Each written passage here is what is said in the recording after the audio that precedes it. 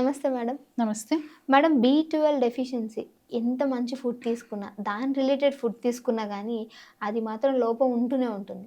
But దాని వల్లనే బాడీలో చాలా డిసీజెస్ అని రావడానికి కారణం అని కూడా విన్నాను. ఎందుకంటారు మేడం? ఎలా జరుగుతుందంటారు మిస్టేక్? యాక్చువల్లీ మనకి విటమిన్ బి12 అనేది హ్మ్. బాడీకి 2.4 ఎంసీజీ ఒక రోజుకి. ఓకే. 2.4 మైక్రోగ్రామ్స్ చాలు.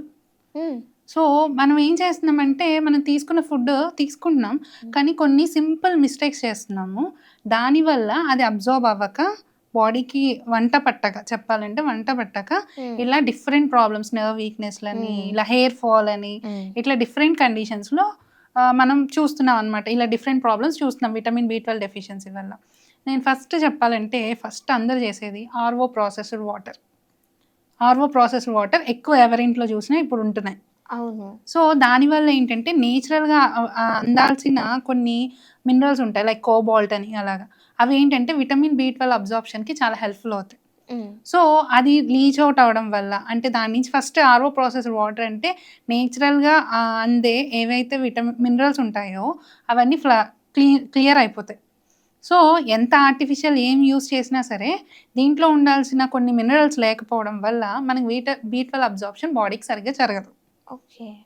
నెక్స్ట్ ఇంకోటేంటంటే, మనము ఇప్పుడు యాక్చువల్లీ ఇంట్లో ఎలా తింటాం? ఇడ్లీ, దోస ఇట్లాగా ఫుడ్ ఐటెమ్స్ తింటాం. కానీ ఇప్పుడేంటంటే, డైట్ అని, క్రాష్ డైట్ అని ఇంట్లో చేసుకోలేమని, ఓట్స్ అంటే చాలా మంచిదని జెప్పి, ఇట్లా ఓట్ మీల్స్ తీసుకోవడము, ఇట్లాగా జరుగుతుందనమాట. హ్మ్. దానివల్ల ఏమవుతుంది ఇప్పుడు నేచురల్‌గా అందాల్సిన ప్రోబయోటిక్ అండ్ ఫర్మెంటెడ్ ఫుడ్స్‌లోనే మనకి నేచురల్‌గా అందాల్సినవి ఉంటాయన్నమాట. దానివల్ల బి12 అబ్జార్ప్షన్ బాగా అవుతది. హ్మ్. బట్ ఎప్పుడైతే మన ఇడ్లీ, దోస ఏదైతే నేచురల్‌గా ఫర్మెంట్ అయ్యే ఫుడ్స్ ఉన్నాయో వాటిని మనం ఓట్ మీల్‌తో రీప్లేస్ చేసినప్పుడు మనకేంటంటే అబ్జార్ప్షన్‌కి కావాల్సింది జరగట్లేదు విటమిన్ బి12. హ్మ్.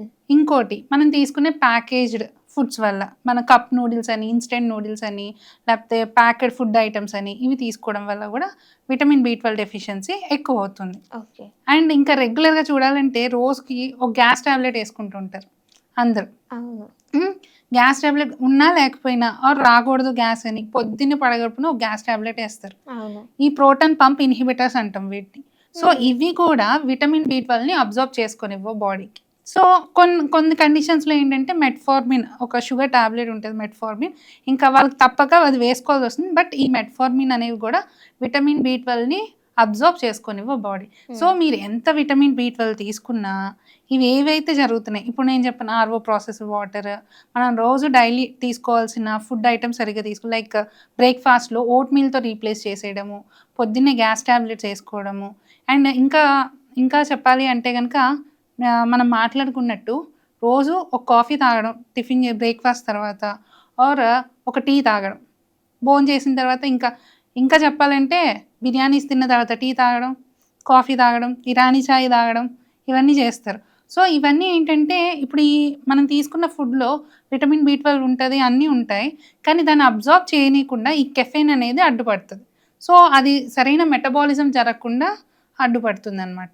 సో, ఇట్లాంటి మిస్టేక్స్ చేయడం వల్ల ఇలాంటి కామన్ మిస్టేక్స్ అండ్ ఇంకోటేంటంటే ఎవరిలో అయితే గ్యాస్ట్రైటిస్ ఎక్కువ గ్యాస్ ప్రాబ్లమ్ ఎవరు ఉంటదో వాళ్ళలో కూడా విటమిన్ బి12 ఎక్కువ డెఫిషియన్సీ చూస్తాం.